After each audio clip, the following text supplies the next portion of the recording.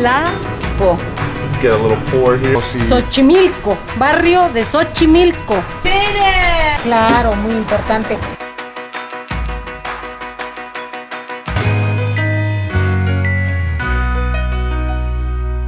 All right, y'all, as promised, we are in Meat Alley. So we're gonna pick our veggies, pick our meat, sit down cafeteria style. They're gonna cook them on these coals. Look at these hot coals. I mean, I can feel the heat coming off these things. They're on both sides. The smoke is in here. It is pumping. We are ready to get a traditional Oaxacan meal in. We have the meats from Meat Alley. It's a little intimidating, but first you just go order the meat and they're directed to your seat, and then you order some sides. We're 250 pesos in for the meat. We're 45 pesos in for the side.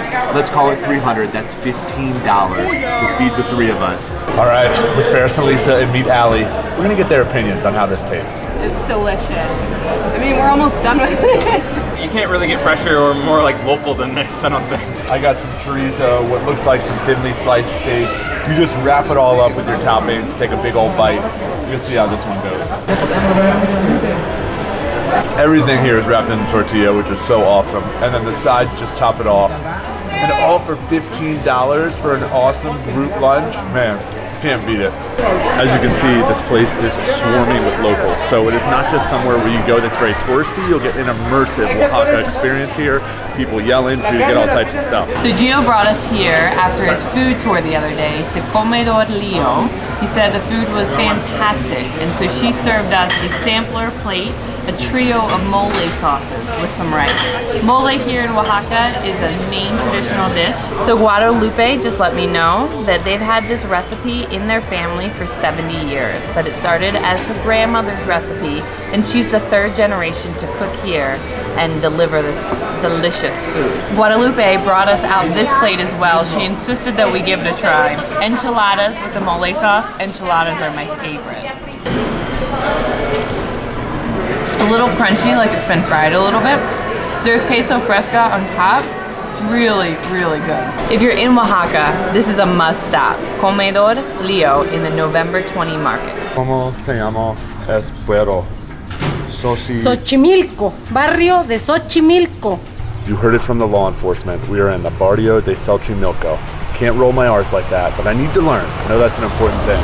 This is one of the oldest towns in Oaxaca, and again, it made the list because it is so charming. Highly recommend coming here. It's a little bit of a hike from outside the city square. We're gonna walk around, maybe get some food, possibly try some mezcal.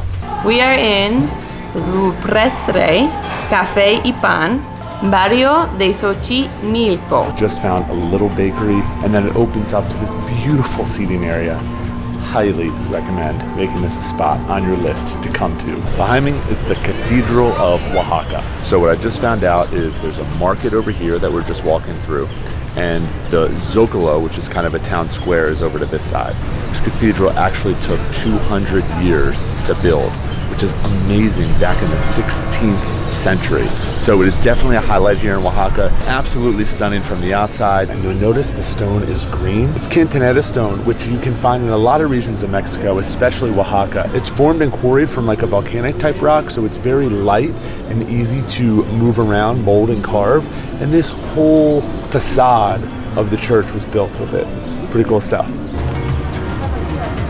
We are officially in the Benito Juárez market. Now, Benito Juárez was a national hero. He was one of the first presidents here. His significance is huge. So this market is a main attraction, and you can find everything from food, pets, flowers, and little trinkets.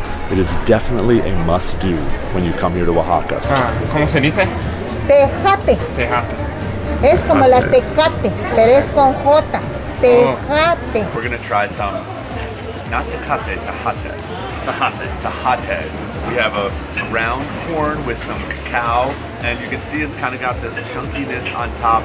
We've seen this all over the street, but we're gonna cheers. Cheers, buddy. We're gonna try it here in the market. Sip, let's do it.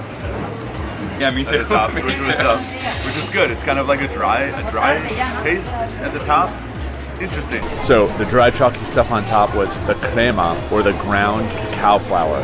We are excited that we hit this spot. We feel like it was a real, genuine one in the Benito Juárez market. I'm walking through the 20th of November market, and we've had a couple meals here. This is a must stop if you're coming here.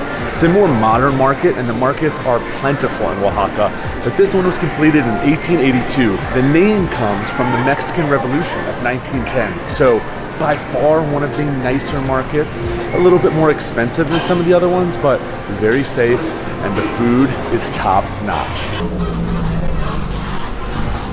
Man, the city is just so full of life. I had a hard time wrapping my head around Oaxaca because we're coming from Guanajuato, which was this city that was a little bit smaller, and now we're in this large city. There's cars, bikes, people, little tiendas, stuff going on everywhere. So the energy here is just absolutely awesome. We are in a cute little town, Jalisco. Pronunciation on this one is tough, all right? I'll link it below. El barrio? El barrio. El barrio. ¿Cómo se barrio dice? de Jalatlaco. Jalatlaco.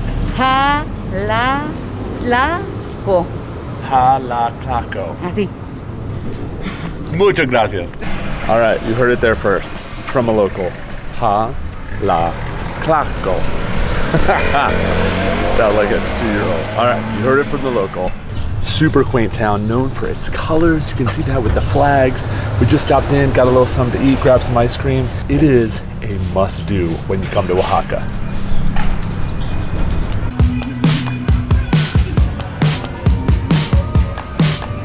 We're gonna stop in for some mezcal because we are in Oaxaca and we are lucky enough to be greeted here by an amazing lady who's letting us filter our own mezcal.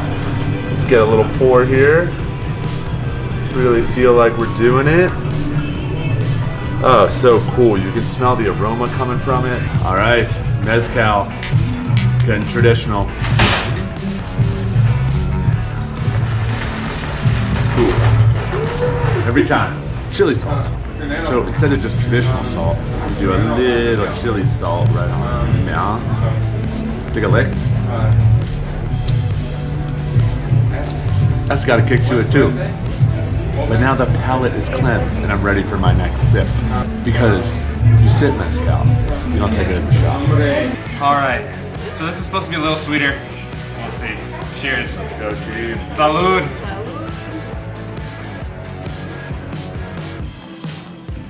Okay, that's better. I think that's better. Okay. It's much smoother. Yes. Yeah, definitely a little sweetness. Yeah, I like that. Much better. I can sip that.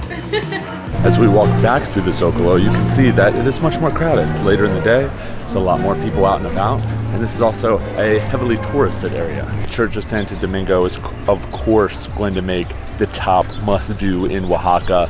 The place is absolutely beautiful. Took, again, over 200 years to construct. In the 1970s to 1980s was restored. A couple fun facts about it is that the blocks on it are 2 meters thick because it's supposed to be earthquake proof. And there are also over 60,000 sheets of 24 karat gold inside this church. It is a beautiful sight to see. Highly recommend when you make that visit to Oaxaca. What did you think of Oaxaca? Drop a comment below, let me know what you think. You will not be disappointed with the plazas, the markets, and the food. It was just top notch. What a great cultural experience for us during van life. Thanks for tuning in.